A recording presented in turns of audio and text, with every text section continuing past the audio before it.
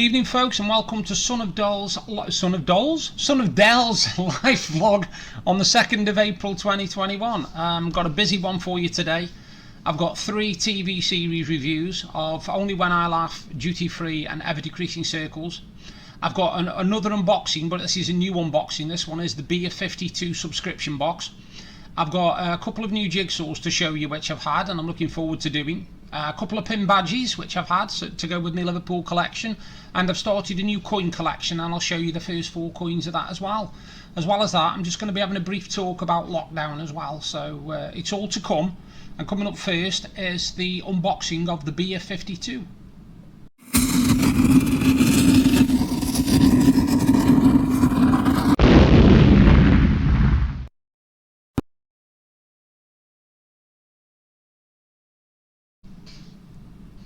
Well, as you know folks, I like doing subscriptions, and a friend of ours, in fact it's Janet Dolby, who had one of these Beer52 boxes, and she sent me a voucher to try and see if I wanted to have a go at one. Anyway, I joined and it only cost me £6 for the first month because they were doing this offer, this special offer. And I had the box not knowing what to expect. And I'll do the unboxing now so you can see the beers that are in this box. Now bear in mind, it is £24 a month, or you can pay £29 a month and have 2 extra beers. Now, as well as the beers, you also get a savoury snack, which is, as you can see, a packet of pretzels, multi-seed, sesame. The beers, there's some really cool beers. And then I'll try and get these out the light. There you go, you can see that one. There's better pictures coming up after this, but I'll just show you the cans and stuff. This is the first beer. This one is called One Eye Tooth and Claw, and this one is 7% volume. That one is. It's an IPA. That's the first one. The second one is called Paradise, and it's hazy pale ale. Again, you can't see very good because of the light, and if I hold it back you might be able to see it better there. And again, it's a hazy pale ale, and that one is, well, I don't know what that one is actually. What is that one in volume? It just says 1.5 units. So I gather it's going to be quite a good one, that one. The third one, you don't just get cans, by the way, you sometimes get bottles as well. And this is a bottle, this is a really cool one actually, I've never seen this. Espresso Martini Milk Stout, dark chocolate malt coffee. And again, this is a 4.5% one. As you can see, Espresso Martini.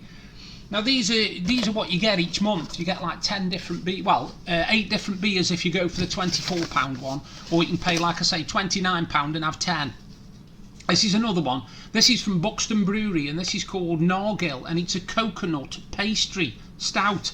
And again, you know, I'm looking forward to this. This is another 6% one. So they're not weak ales. They're not like 1.5% or nothing like that. The next one, I love the colour of this one. As you can see, it's very bright and colourful, and it's called Hellas. And this one, actually, I have to look over the top of my glasses, is 5.2%. So that's number 5. You also get this one. This one's a good one called Vocation, and it's Monomania 431, and that one's 5.7%. Again, they're all ales and beers and stouts, because that's what I prefer, you see. I don't want ciders, and I don't want lagers either. I'm not really a massive lager fan. Another one here, this one's the White Hag Irish Brewing Company, and this one's called Phantom Hazy IPA. And this one again is 4%, so it's another nice one. This is what you get in your box. This is another good one from Buxton Brewery again. This one's called Impatient, and it's a Kvike Oat IPA. And this one again is 4.4%. Got to find if there's any more. Yeah, there's 2 more. 2 more. This one is called Nevermore, and it's cold brew coffee porter. That one is. That one's a coffee porter, and that one is 5% volume as well.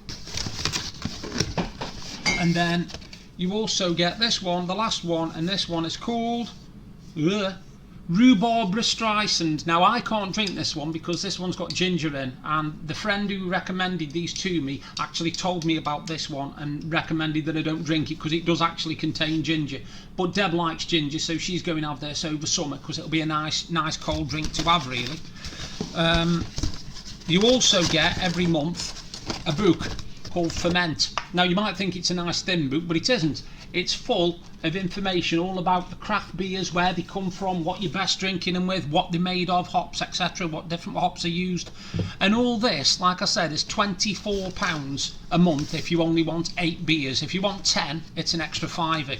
I'll tell you how good they are. The next box that they're doing, my second box, includes a £12.99 hardback book of all about craft beer and a limited edition glass.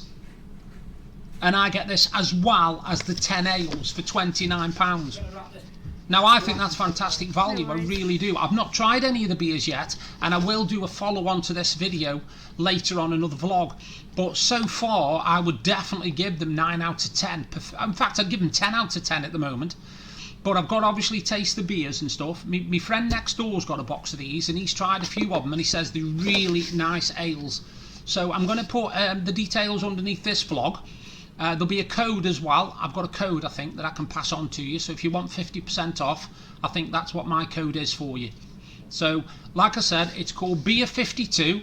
All the details will be below the vlog and it's well worth the money. It's £24 a month, or you can have 2 extra beers for £29 a month. I forgot to show you, by the way, it comes well packaged, as you can see. This is the box that you get, Beer52. It's well packaged, really good packaging inside, so easy to open and all. It's got a tear across the side so you can rip it open, and as you can see, nice design, nice box, good graphic, and I would, like I say, I would definitely give it, at the moment, just for the actual product itself, 10 out of 10.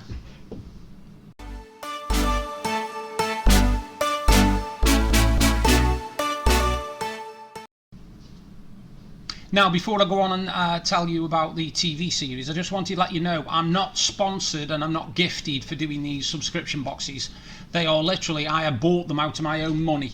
So anybody who thinks, oh, you know, he's had them for free, so he's just giving them a good rating, that's not true. And if I don't like something, you will know about it, trust me, because I will tell the truth about it. Anyway, coming up, well, I'm going to do it straight actually, my first TV series review, and it's a series called Only When I Laugh. Now, Only When I Laugh is actually a very, very simple comedy series because there's only usually one location, indoors. Occasionally you might see outside, but it's very brief, and the reason is, it's because it's set in a hospital ward, a men's hospital ward. And the 3 main characters in it are Royston Figgis, played by James Bolam. I've got to get these right now, otherwise I'll feel like a right Wally. Glover, played by Peter Bowles, and Norman Binns, played by Christopher Strowley. And the doctor in a brilliant role, Dr. Thorpe, is played by Richard Wilson, who obviously went on to fame as Victor Meldrew, and in this you can see why. And the basis of the comedy is these 3 men are all in this ward, and basically it's the escapades they get up to and the silly things they do and the way they involve the doctor in scams and all sorts of weird and wonderful stuff, and it's really, really funny. But it's simple humour. You don't have to think about it. This is humour where nowadays some of the stuff wouldn't be allowed. It'd be classed as sexist or whatever, I don't care. But it's a really funny series and it's called Only When I Laugh. Now, it ran for a few years and I think it started in 1979. Now, bear in mind, James Bolam was the only one at first who was quite well known because he'd done The Likely Lads and Whatever Happened to the Likely Lads, so we knew him as an actor anyway. Christopher Strowley wasn't as well known. He'd only done little bits here and there. And Peter Bowles, who went on to big things in To the Manor Born especially. I mean, that was one of my favourite things with him, and Peter Bowles, it was brilliant, To the Manor Born was. I'll be watching that at a later date as well. So when these people came in, and Richard Wilson, sorry, who plays the Doctor, it was really an unknown quantity, if you like, in comedy. And they work really, really well because you've got you've got Royston Figgis, played by James Bolam, who is literally this married man. He's got 4 kids, a wife, and his wife hates illness. She can't stand illness, and he's always ill. So you can see he's kind of one of these labour all the way. Doesn't have anything to do with anybody who's posh. Doesn't like anybody with money or nothing like that. Go on to Glover, played by Peter Bowles, and he's the epitome of what Figgis hates. He is literally this upper class twit who basically used to have everything done for him, servants and boarding school and all this, and them two really clash with their views and opinions, particularly in politics. because one's a Conservative, one's Labour. Now, add into this mix a young, innocent, naive mummy's boy called Norman Binns, played by Christopher Strowley, and you've got a fantastic mix of 3 different attitudes. You know, you've got the down-to-earth, commonplace man, you've got the guy who literally has had everything done for him all his life, and you've got this other guy who's so naive he doesn't know what's going on most of the time.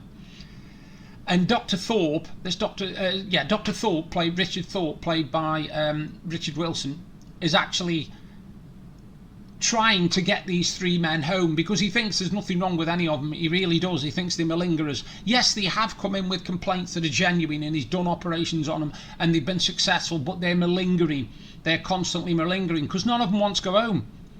Because the rich one, the one who's quite posh, Peter Bowles, he doesn't want to go home because he's lonely. He's lonely. He lives on his own in a flat and he doesn't want to go back to that. Royston Figgis, James Bolam, doesn't want to go home because his wife can't stand illness. She hates anybody who's ill, and he's always ill, so that's him done.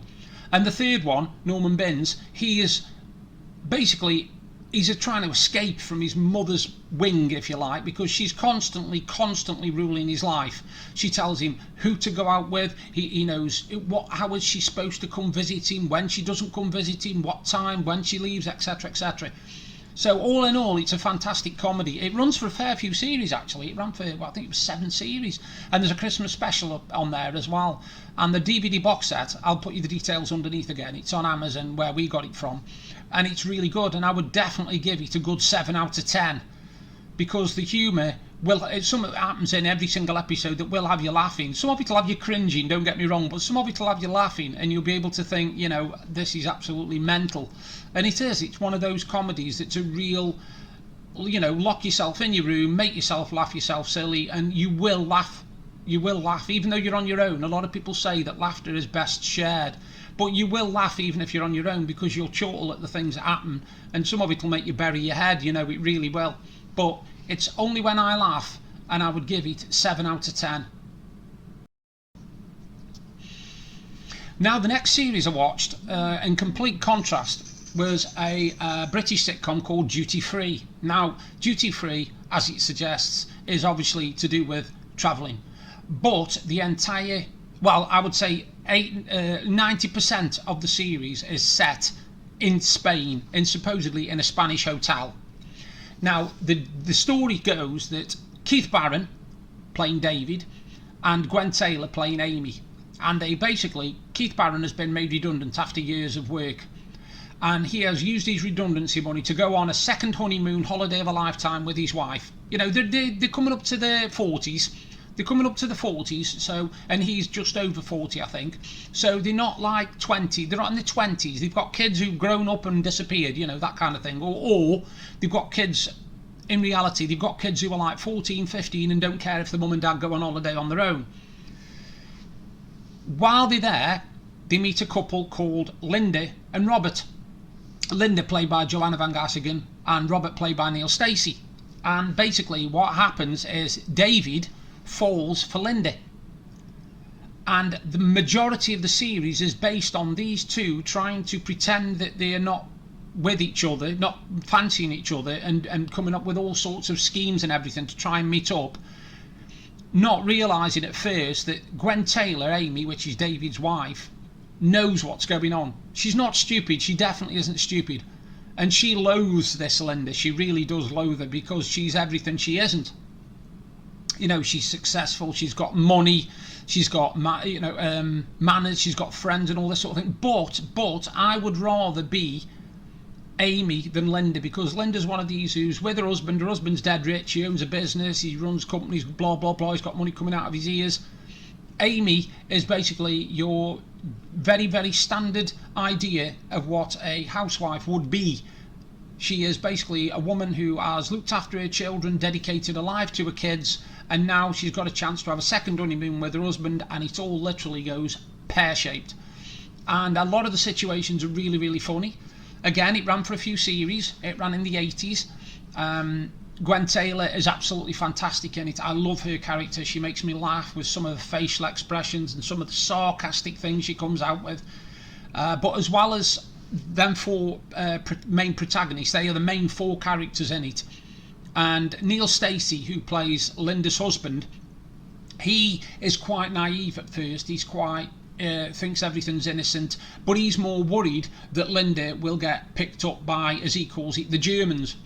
He thinks the Germans will try and nick Linda, you know, and try and have an affair with her and all this. He doesn't realise that the English person who he's actually talking to, because he prefers English people when he's abroad, is actually the one who's trying to get his wife, and his wife's interested in him. So it's all a sort of bedroom farce, if you like, but it's set in Spain. And it's really, really funny. It's definitely one of the funnier comedies, I think, anyway, of the 80s. And this one I would give 8 out of 10, because it's got laugh a lot. You know, there are a lot of laughs in it, a lot of laughs. And there's some guest stars as well. You see Fraser Hines, who obviously was big in Emmerdale at the time, playing Joe Sugden, if I'm not mistaken. And you've also got Wish You Were Here. You know, Wish You Were Here with, I can't remember her name now. Yeah, I can't remember the woman's name, but she's in it as well. And they've done like a spoof version of Wish You Were Here with the hotel, and they're all trying to get in on the act and all this. But like I said, every episode's funny, and it it culminates right at the end with a Christmas special that was done. And that's a really, really good episode as well. So if you like your comedy where you can just laugh with no restrictions, if you like, there's nothing in it that you can find offensive, I don't think. There's nothing really serious. And one of the best lines in it is when Amy, played by Gwen Taylor, like I said, when she is faced with this matador who thinks he's absolutely fantastic because he's, you know, killing bulls, etc., she turns round and calls him a hitman for Fray Bentos. And as soon as Deb heard that, she was absolutely cracked up. She was almost rolling round on the settee. She could not stop laughing. So yeah, it's called Duty Free. It stars Keith Barron and Gwen Taylor, and it is 8 out of 10. Now the third TV show is one with one of my favourite actors in, called Richard Briers, and a lot of people know him from The Good Life, where he played obviously Tom Good. Now a few years later he appeared as Martin Bryce in this series, and it's called Ever Decreasing Circles. And it's a comedy, but it's also got some quite poignant moments in it as well. It's basically a man who is living on a close. You know, it was like 12 houses in this close, all the way around in a big circle thing.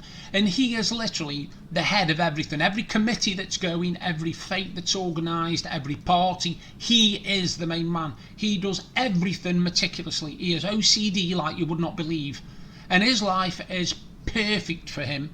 He lives with his wife Anne, who's absolutely dedicated to him, doted to him, puts up with all his foibles and all his eccentricities and everything.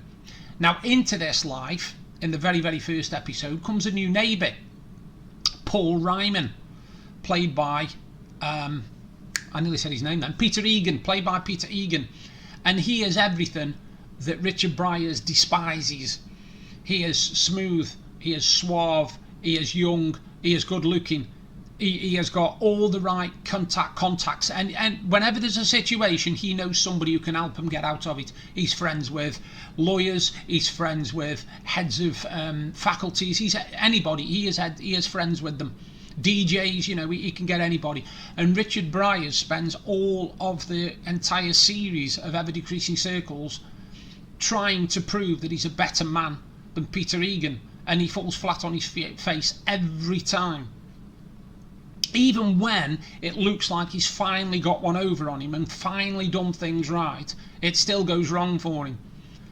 Now, you might think this is a bit boring for a comedy, but it isn't, because the situations that they find themselves in and the way that they have to communicate with each other, almost on a sort of love-hate relationship. And they do get to admire one another. You can tell there's a bit of admiration there, because even though Richard Briers doesn't like how Paul Ryman is, doesn't like anything about the guy, secretly he knows he's everything that he isn't.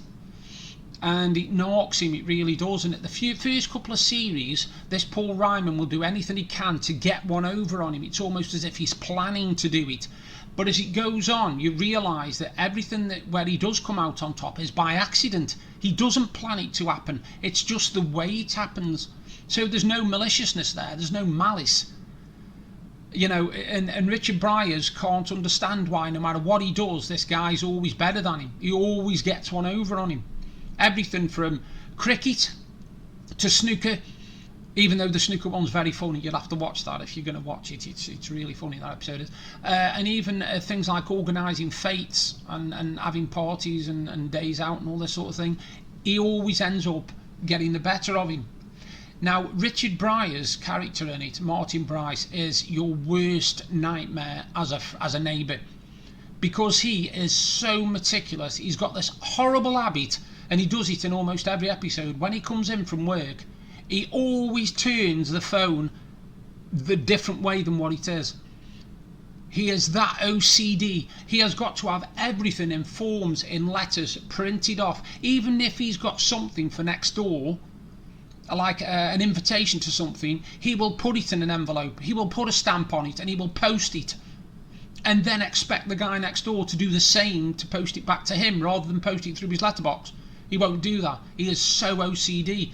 Now, it's a brilliant series, and his wife in it, played by Penelope Wilton, is absolutely brilliant in it, because she goes from loving to I want to murder him back to loving in 5 minutes flat, because he can do things which would make you tear your hair out, but at the same time he hasn't got a malicious bone in his body, because when he has the chance to do things bad to people, he won't do them. His consciousness won't allow it, because of the kind of person he is. He's a decent person, but he is your worst nightmare. And it's ever decreasing circles, and again I would give it 7 out of 10, because it is really funny, and it is something you will definitely enjoy. And it stars Richard Briers, Peter Egan and Penelope Wilton.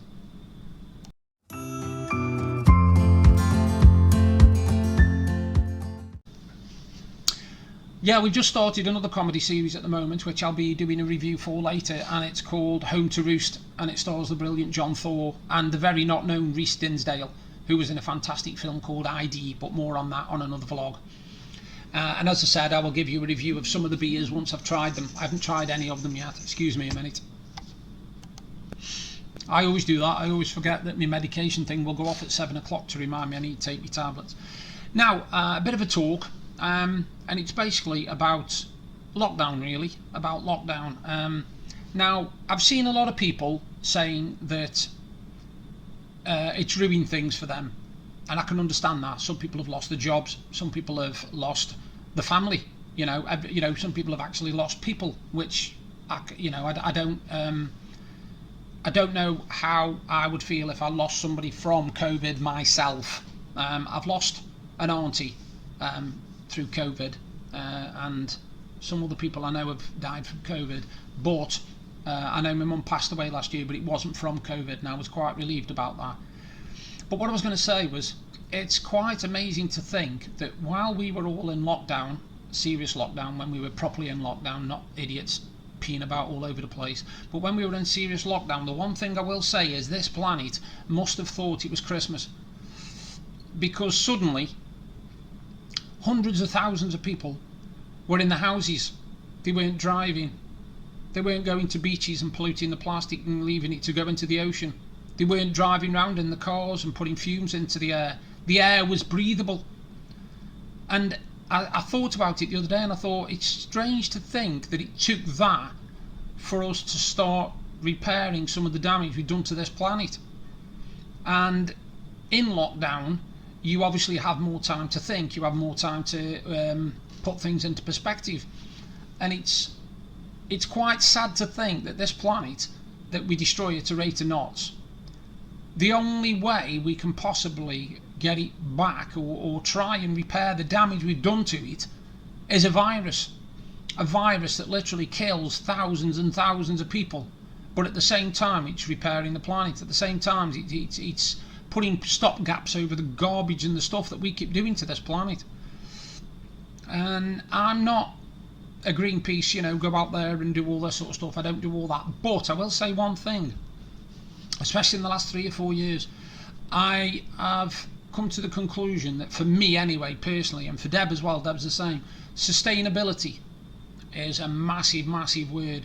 And where once I didn't care about throwing things away or getting rid of food if it had gone off, etc., etc. I am now so conscious of it that I will try, and Deb will try, to use everything we have in this house, you know, by the date it's got to be used, or maybe a couple of days after if it's still okay.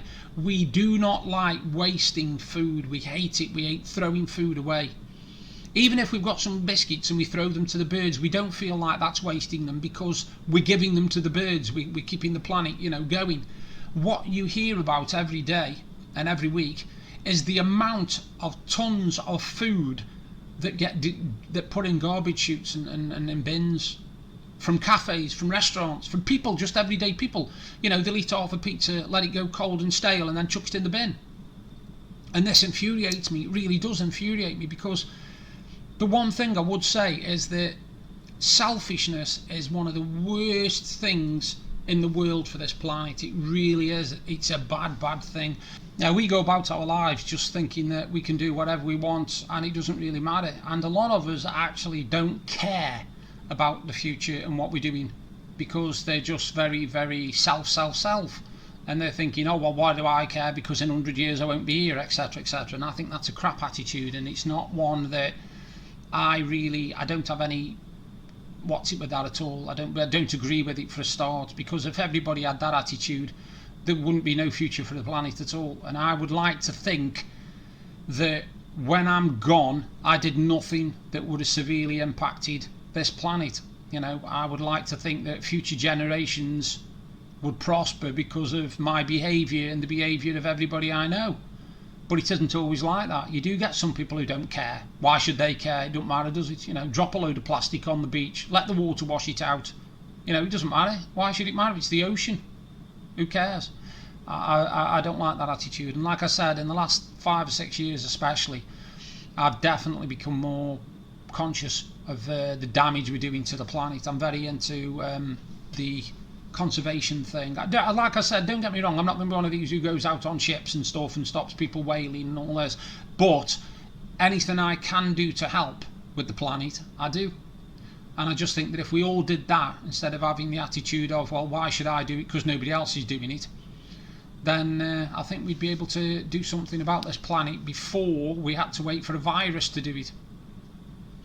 Anyway, coming up, I've got a couple of jigsaws to show you which I've had, and I've had them from Laurence King Publishing again, so I'll show you them now.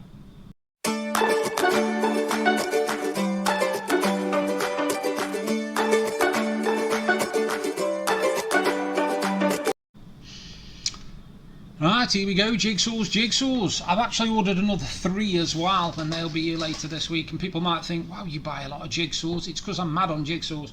Now, the first one I bought, I love this one. This was the one that sold me, actually. This one here is called Stallone's Big Fight. And as you can see, it's Rocky, basically. But this jigsaw is actually not just Rocky and Apollo Creed. It says on the back, enter the World Heavyweight Championship title fight. Meet Rocky's crew, including Adrian, Paulie and Butkus, Stallone's Bull Mastiff, and a huge cast of characters from the movies. Go the distance and find all 36 characters to piece together the rags to riches legend of Sylvester Stallone, the unknown scriptwriter who won big, and Rocky Balboa, the Italian stallion underdog who fought for his self-respect. And that's a jigsaw based on that. And it's 1,000 pieces, and it's one I'm going to enjoy doing that. And that's my first jigsaw. I've got three. The second one, you know the pop art one I did a few vlogs ago? Now, I'm into all things like that, where you've got hidden things in the pictures, you know. Now, this one is another style of art called Impressionism. And as you can see from the picture, if I hold it to an angle, you can see it's a normal picture. Yeah, I'll move it across, I think you see it properly. Right, you can see it properly. 1,000 pieces again. And again, it says, raise a glass with Edouard Monet at the Folie Bergère. Take a front row seat for the Can-Can with Henri de Toulouse-Lautrec at the Moulin Rouge, and get to the point with Georges Seurat on the banks of the Seine, and catch Edgar Degas sketching the ballerinas of the Paris Opera. Basically, it's all the Impressionist paintings are all in this one jigsaw. The Impressionism paintings, you know, that era. And to follow on from that, because obviously, you know, Impressionism, there's all sorts of different ones, Pre-Raphaelite and all that sort of stuff. This one is one that Deb would love because she loves Salvador Dali and she also loves Escher. And it is basically surrealism. It's art basically that doesn't look like art. It looks like something that somebody's just thrown together and decided that they're going to put like a fish coming out of somebody's head, or, you know, an elephant coming out of a whale's belly or something stupid like that. And they're all really, really cool impressionist things. And it says on the back again, wander the abandoned streets of a Giorgio de Chirico city and follow Salvador Dali's moustache and René Magritte's bowler hat into a world where a pipe is not a pipe. Sigmund Freud dances a tango with a skeleton, lobsters answer the phone and donkeys tap out the rhythm on baby grands. Bracht van den Broeks is a Belgian cartoonist and illustrator who did this. The dream of surrealism. And those are the three that I bought from off Amazon. Again, I'll put the links underneath if you can still get them. I'm not sure. Sorry, no, I didn't buy them from Amazon. I'm an idiot. Forget I said that. I bought them direct from Laurence King Publishing on site, because he's also got a few more to come, Alice in Wonderland and a few others that I'm interested in. Now, as well as them 3 jigsaws, I've ordered 3 more off the works, and these are going to be a bit of a challenge because they are gold and silver foil jigsaws, and they are of animals, different animals. The silver foil ones are dolphins and elephants, if I'm not mistaken, and the gold one is a African savannah with all different animals on it, which I'm looking forward to doing, and all of them are 1,000-piece jigsaws, so that'll be a bit of a challenge. But I like my challenges and I like my jigsaws. Anyway, coming up, I've got to show you some pin badges. Now, being a Liverpool fan, I started collecting pin badges, as you know, and I will take some pictures of these at a later vlog, but at the moment I haven't got any pictures, so I'll just show you the badges if I can get them anywhere without light. I think I can. Yes, I can. If I pull it back there, you can see that. Just about. Hang on. Can you get that? Yeah, you can. There you go. Liverpool. And basically that is the Milk Cup winners from 1984 when they beat Everton 1-0. And that's the pin badge for that. And the second pin badge is the 1983 when we won the league championship. And basically you can't see that on the badge, but it shows you how many we played, how many we won, how many we lost, how many we drew. I'm trying to get that so you can see at least ish. Again, you see it's the light coming down that's the problem. If I can go above like that, mind you, yeah. There, but there you go, that's the other pin badge. And you can see them better on these, to be honest with you. You get one of these with each card. This one is for the League Champions 1983. Whoa, that was bright. There, League Champions 1983. And on the back, you've got literally, you can't see it from there, you can now. If I go like that, you can see that. That's the league table and where all the teams finished in 1984. Was that 84? 83, sorry. And this one is the Milk Cup winners from 1984. And on the back of it, you've got the both teams starting 11 for Liverpool and also for in the replay, because we had to do a replay. It was 0-0 after the first one, I think it was. Yeah, it was 0-0 on the 25th of March, and then on the 28th of March there was a replay at Main Road, and Liverpool beat Everton 1-0 through a Graham Souness goal after 21 minutes. And again, you get the cards with them. And those are my 2 latest Liverpool pin badges. Now again, one of the other big things I collect is coins, and I've quite recently started a new collection, and it is this one. I'll show it you. It is the Queen Elizabeth II pre-decimal coin collection, and that case there you get free after your first couple of months. Now it's through Danbury Mint, where I get all my coins from, and I've had the first 4 coins. I haven't taken them off the packaging yet because I want to wait till I get the box to put them in, but these are the first 4 coins. And you've basically got a shilling, a sixpence, another shilling, and a half a crown. And they're all got dates on them, and they're all proper coins. You know, you can see from the thickness at the side, they're all proper coins in the proper containers, and they are the first 4 coins out of my collection. Now what I like about these, as well as you get the certificate to prove that it's genuine, there you go, that's the certificate to prove that it's genuine coin collection. You also get these, and what they are is 4 little cards, and they've got basically what happened in the year that coin was from. Now you've got a 1961 first visit to Coronation Street, You've got a 1954 one, British Housewives Celebrate the End of Rationing, 1954.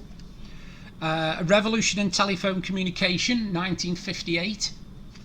And also 1964 Beach Battles Rock Britain, the Mods and Rockers, and they hit places like Brighton and stuff like that. And you get the cards every single month. You get 4 coins.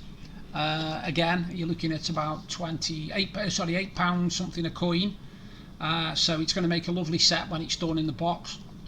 So yeah, that's the coin collection that I've started, and it is the Elizabeth II pre-decimal coin collection.